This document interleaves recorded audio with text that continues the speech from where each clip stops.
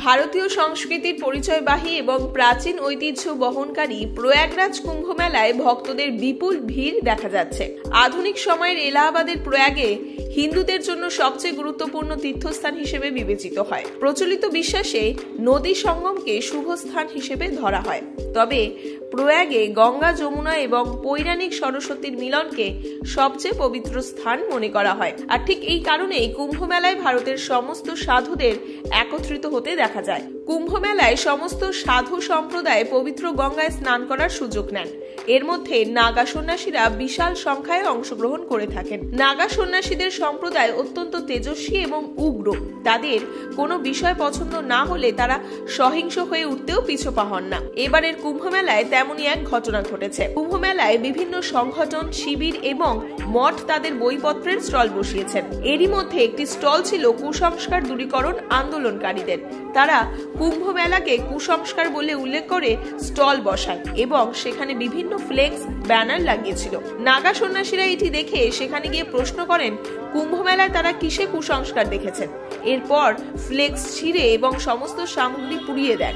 এই ঘটনার ভিডিও ব্যাপক পরিমাণে ভাইরাল হয়েছে সোশ্যাল মিডিয়ায়।